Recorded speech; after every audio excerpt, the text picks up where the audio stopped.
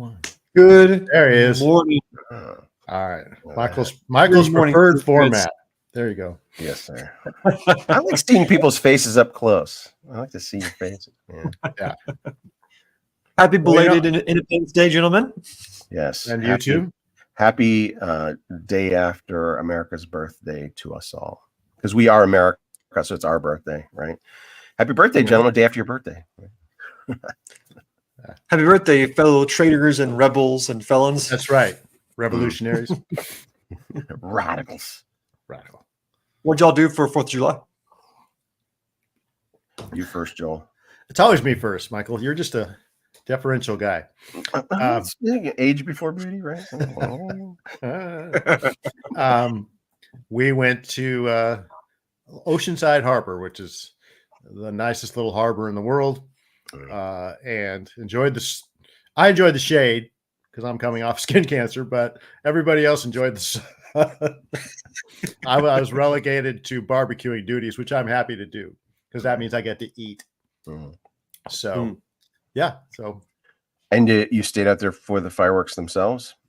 No, actually, we missed fireworks completely this year due to some family circumstances. We were supposed to see them. Oceanside, the city I live in, its birthday is July 3rd, so we always have fireworks July 3rd. We always celebrate July 3rd. But then we had a family issue, and we missed the fireworks on Thursday night. And then we were too tired to go see them last night. So we missed fireworks this year, but we had fun anyways. Well, I second that. We went to the beach. I always love when it's just me, my wife, and my 3 children. It's like I value and cherish every one of those moments because there are going to be fewer and further between as time moves forward. My oldest doesn't live in our home anymore, and for her to want to hang out with us on 4th of July, I was like, yes, that's all that mattered to me. Yeah. So I valued it. We hung out at the this one beach that we'd never been to before. It was really nice. Pretty crowded, but not totally. You can go to beaches that it's like there's just nowhere to even walk, but this one is it was part or right next to a resort, and so there's a very limited parking lot. So parking was terrible, but that actually works to your advantage on the beach once you find a place to park. It's just fewer people. Still a lot of people, but not totally packed. Wonderful time. Spent like 5 or 6 hours there, and did not stay for the fireworks. Went to dinner and then headed home. And we had taken 2 cars, so my kids all went one way, and my wife and I we just went home. We skipped fireworks this year. I usually do fireworks and go. Our town does them, and you can see them pretty much from all over town. But we saw them on the drive home. Some on the drive home as it was getting darker and stuff. That was good enough for us. But our kids went. There are separate ways to watch fireworks. So, and you, Ben? So, first off, I want to say hello to all the Patriots in the chat. Looks like they're all coming in. So I'm still a massive history nerd. So every 4th of July, we don't do fireworks. We don't do barbecues. Instead, we watch the John Adams HBO miniseries every year on July 4th. Nerd. Yeah, that's a massive nerd. Honestly, the John Adams miniseries on HBO is still the most historically accurate representation of what our founding fathers went through before, during, and after the revolution. It is fantastic. How many episodes is it? Like 8 or 10. It's 8 not, or it's not 10, long. But, so you no, the second episode. It's fantastic, Michael. If you haven't seen it, you have to see it. What you just said made me like, I'm always looking for things that I care about to watch because there's so much garbage. Well, on HBO, honestly, you can rent it off of YouTube as well. But honestly, I recommend just watching the first 2. The first episode is when John Adams defends the British soldiers after the Boston Massacre. And the second one is the actual independence episode where you see from the very beginning to the very end. Obviously, they cover months and months of time in an hour and a half. But the actual founding fathers, that you see everyone. You see Thomas Jefferson, Ben Franklin. You see George Washington, John Adams. this is all based off of the book by David McCullough. May he rest in peace. David McCullough's John Adams book is still the most accurate depiction of what the politics were like in actually independence. If I interrupt you, Ben, the scene in that where they read the letter from King George, I don't. In response to the olive bread, the response to the olive branch is one of the best scenes. And you know who does it? I love Ben Franklin in that, but you know who did the best, I think, acting job is Dickinson. The guy who played John Dickinson, the guy who was against independence. No one hears about that guy. I know, and his character was so tragic and sad. But during that reading, when he realizes, oh no, this is and then that's when Ben Franklin afterwards says, "Well, we either hang together or we'll hang separately." You know, famous line. Yeah. So this all worked out really well because a big component of the book John Adams and then the show, a big component of that was you see Adams as a person, as a flawed person. He has his pros and his cons. He's not a perfect guy. But one thing that was beautifully shown was John Adams' relationship with his wife, Abigail. Oh my gosh. Anyone out there who wants to dive into history, y'all can find the letters written by Adams and Abigail. Those letters are amazing. But what those letters do, it shows you what real feminism looks like. Oh, look at you. Look at you transitioning. I saw it right there. I saw it coming. I saw it coming. The show does an amazing job at showing the connection that Abigail and John had, because John needed Abigail and Abigail needed John. Like, it was a perfect. There's very few couples and real people in history that have documented that type of relationship. And so, like, they wrote to each other all the time. Even when John was in France with Ben Franklin, he wrote to Abigail constantly. Right. And we have those letters, which is beautiful to read. So. Anyways, so yeah, that's the topic for today, gentlemen. So you said just watch the first 2 episodes. Does it drop off? Is it not interesting after that? No, it's very interesting. It's very interesting. It goes beyond. So if you don't have that much time to spare, if you I make time for things like this. I make time. What I'm saying is there's so little quality stuff out there that this recommendation, this is one of the good ones. This is treasure for me, right? Thank you. So when you watch the miniseries, be encouraged to know that it was very, very well researched and very historically accurate. Nice, because that's my genre is historical accuracy. The entire show was about John Adams, so it's everything from his point of view. And it did show a very flawed man. But I always thought John Adams was the essential guy for the revolution. He's the one that really had the first one that had the vision of what the country could be. But he was such a jerk, and he turned so many people off. And they don't sugarcoat him. They don't. Paul Giamatti is the guy that plays him. I'm sure you know who he is, Michael. He plays John Adams. He's amazing. Oh, when did this come out? When did this come out? 2008. This is early 2000s. Yeah, Giamatti's. Well, and the guy who plays Ben Franklin and the guy who plays George Washington, perfect. Yeah, like perfect. And the guy who plays George Washington, Thomas Jefferson, and Thomas Jefferson. Like, the guy who plays George Washington, that is the best representation, because for me, the entire time you see the actor playing George Washington as the general and as the president, the actor purposely acts like he's in pain. With his mouth. He is constantly grimacing, constantly in pain, because he was. He was constantly suffering pain with his mouth. But that's serious. Anyways. And Ben Franklin was a lech. Oh my gosh, he was an absolute. All right. I gotta get my family to watch this with me now too. You do, yeah. But it's cover really the kids' eyes when Ben Franklin's in France. Just kind of distract them. Oh, good. Okay. Redirect when he's in France. I showed that to my kids. He just started watching Game of Thrones, so. Oh well, then it's tame. Don't worry. This is a good counter to Game of Thrones. We are going to talk about feminism or women, right? Oh yeah. Yes. Oh, Yeah, and the yeah. next. Oh, So, yeah. Okay. So basically, we've talked about masculinity, but I would argue femininity is even more convoluted and even more murky in today's day and age, especially with this new wave of, I would say, false feminism. So, gentlemen, either one of you, one word, good luck. One word, describe what real feminism is. One word. Should have sent us I know, this as good luck. homework. One word to describe the female ideal. Come on, Nurture. now, Nurture. Nurture. Okay. Okay, nurture. Got nurture from Michael. Joel? Sheesh. That's a good question.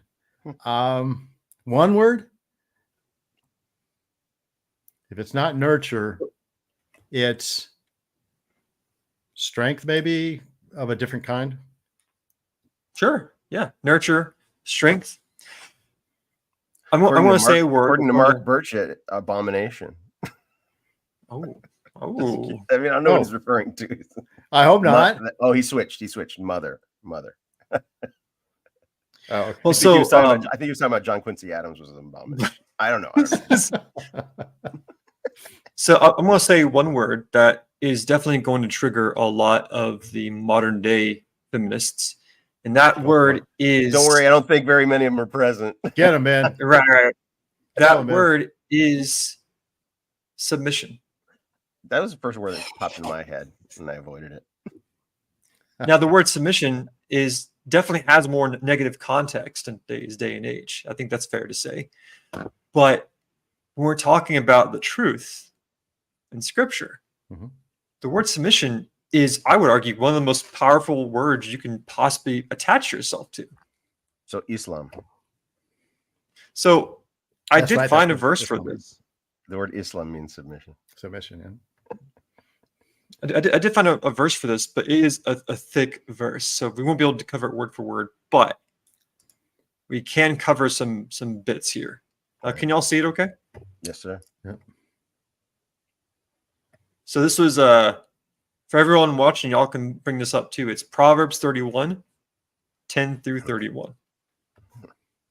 And there's a bunch of verses about women, obviously, but this one, in my opinion, is one of the most beautiful depictions of what a real woman is. We got you, Mark. I had to clarify Mark. for Mark's. I had to clarify for Mark's benefit. I didn't want anybody mad at him. You're good, Mark. You're good with us. So I mean, obviously, there's a lot here, but one bit that really stood out to me, first off, is verse 11. The heart of her husband trusts in her, and he will have no lack of gain. Is that one? But then it goes on, and this verse really explains the power women have in their role that God has defined. It's not just a woman being at home doing nothing. This is a woman who has agency over so many things. She is like the merchant ships. She brings her food from afar. She considers a field and buys it. From her earnings, she plants a vineyard. She senses that her profit is good. Her lamp does not go out at night. She stretches out her hands to the distaff. Well, let's see footnote. Yeah. Oh, okay. Oh, whoops. Sorry. She makes coverings for herself. She's a strength and dignity in her clothing. She makes the smiles of the future. She opens her mouth in wisdom and the teaching of kindness in her tongue. Verse 23. Her husband is known in the gates when he sits among the elders of the land. Let me chime in. Yeah, go for it. It was the first word that occurred to me as well. Submission. And the thing is, we are the bride. right? We Mhm. are also a bride, right? So it applies to us. We are in submission to our head, our federal head, right? Jesus Christ is our husband. That's a great thing about Christians, what is it? Everyone becomes a son. Women get to become sons of God, and male Christians become brides, right? Only in Christianity. But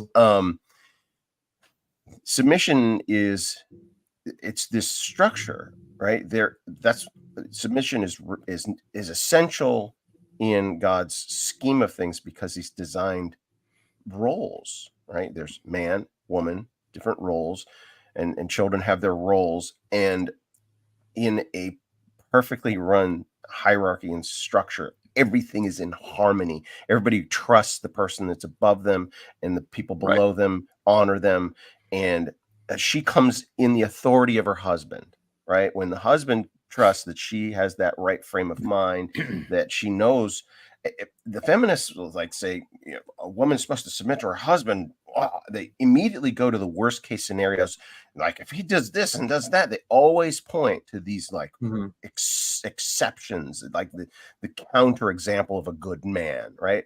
And it's like that's the exception that proves the rule. A good man is the one you're supposed to be submissive to.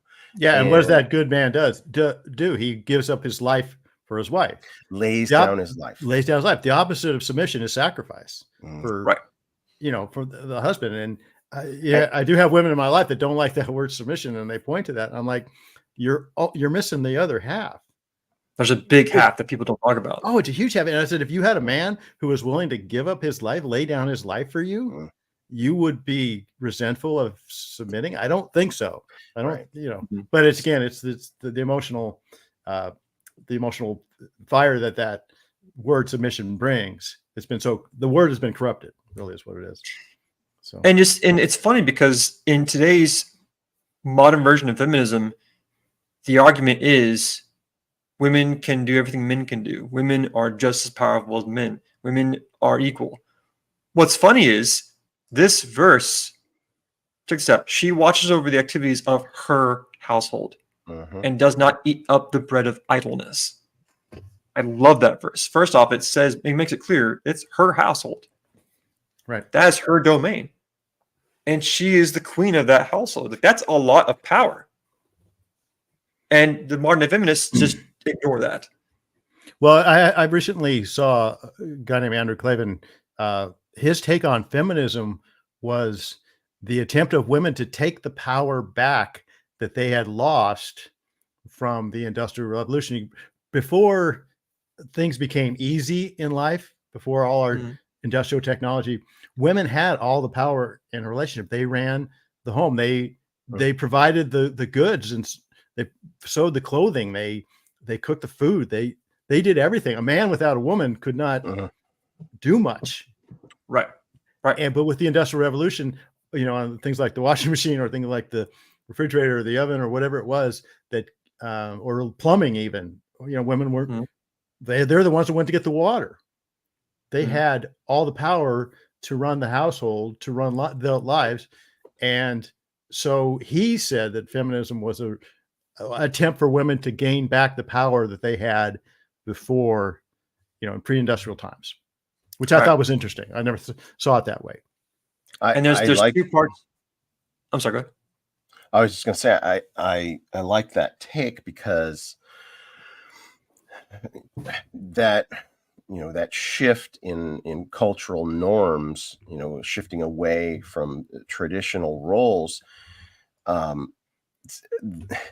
it emphasizes like something was lost, and depending on who you're listening to, they think, it was man took away their power. Like, yes, in a sense, but they didn't maintain what the source of that power was. And I think, well, we need to be like men to get power. And it's like, no, you need to be like women to get power, right? You are women, be like women, and your power will become evident to all. All the girl bosses out there are just like destroying culture.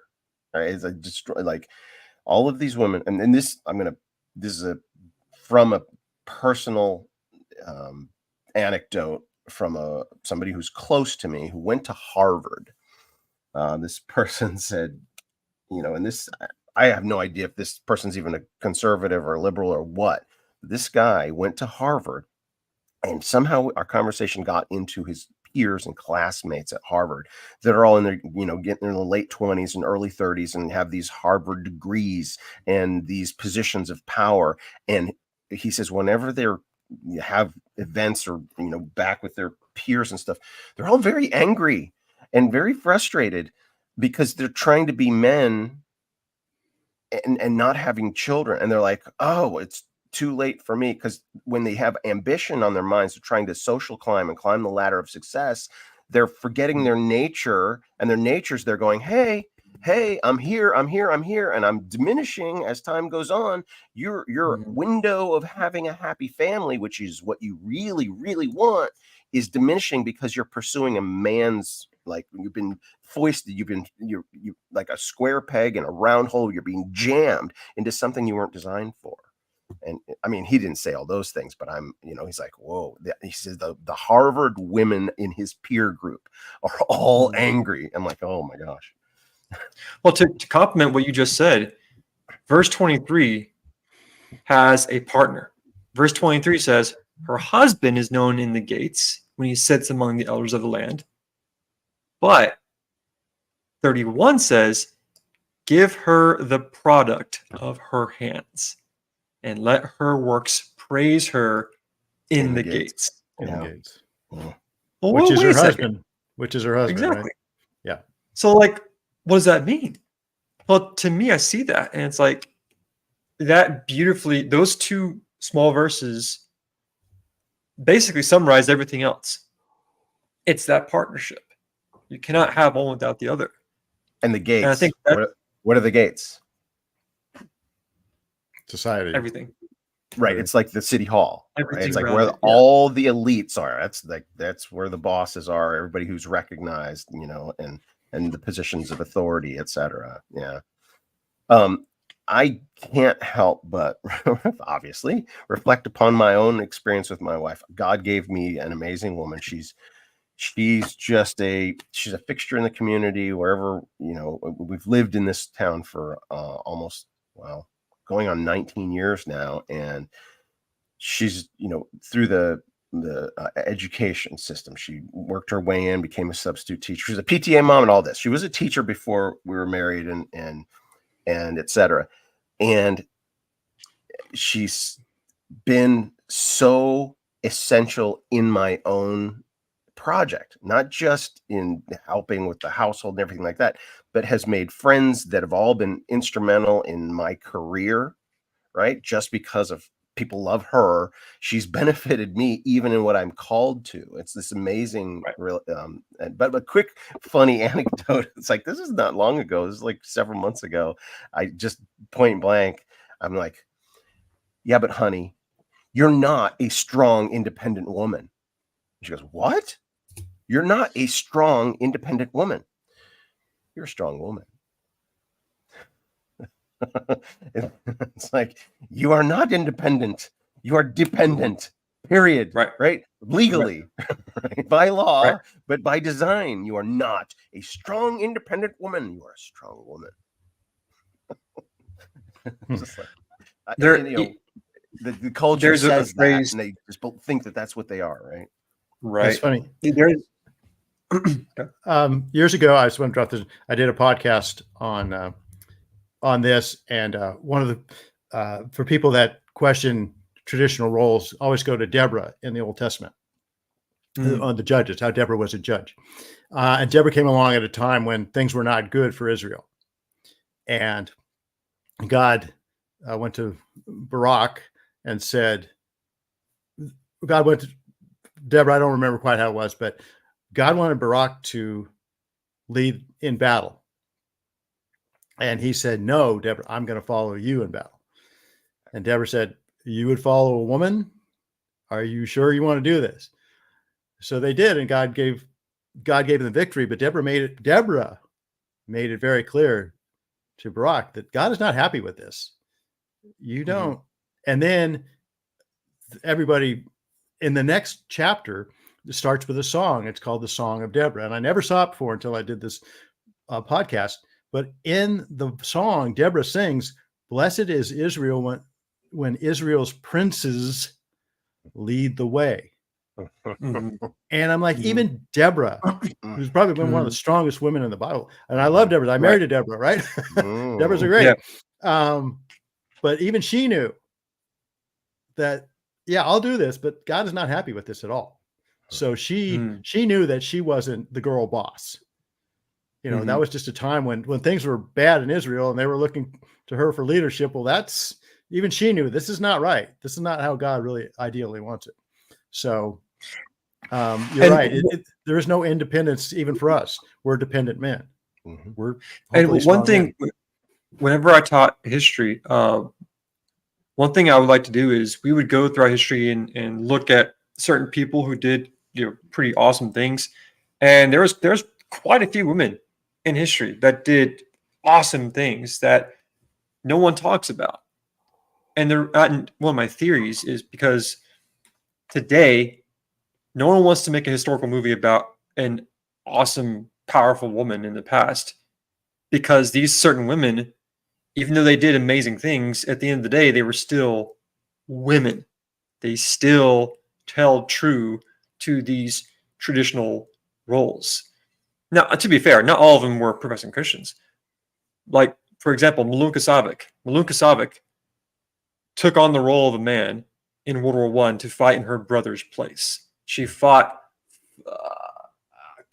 got the country. It was World War I, but she got the highest honor for that country. I can't remember the name of it right now. But point is, after that war, she went back into the home. If you look up the stories of the Soviet Union, the Soviet night witches, these are all teenage girls who flew World War I era bombers in World War II. They were called the night witches because they would do night raids against the Germans. These were young women. A lot of them died doing it. But after the war, what do? They went back to their home, to their world. And they took pride in that. And of course, you're not going to see a movie made about them because that doesn't fit the narrative today. Can I tell you, Ben, my mother did that. She was, oh, really? She was working during World War II, and she was a lab technician, and she was older. She was single into her late 20s, which is unusual back then. But then after the war, she met my dad and they got married, and she said, "No, I'm going into the home. I'm raising a family." And she was one of the very first, what could have been called career women, and she could have been a career woman, but she didn't. I have another little anecdote on that note. I will. Sorry, Michael, but I will not let anyone tell me that my mother wasted, anything, or somehow shortchange herself by raising 4 reasonably good contributors to society and dealing with my dad that whole time. I have kind of a sad anecdote about a friend, or not. I don't know him now. It's just a guy I used to work with. He worked, in production where I work, but he was always kind of melancholy. And one time I, was talking to him more in detail, getting to know more about him. He said, "Yeah, I have a sister, and my parents took all the family savings and invested it in her law school education. That's the path she wanted to go, and they invested everything they had in her, and she, did really well, got her degree, became a lawyer, practiced law, got married, quit, and had a family. And all of that money invested into that law degree went into 2 years of practice, and then she just decided she wanted to have a family. And that guy was bitter because all the family funding went into nothing." Poor guy. Well, and this is another topic that can definitely go deeper, and I'm sure we can definitely do it.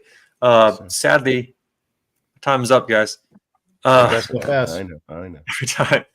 I know, Michael, you have your own show next Friday, but the Friday after next, we'll meet again, right? Yes, sir. Sounds good. I'll be here. Back next time. Love you guys. Our Patriots. Take care, guys.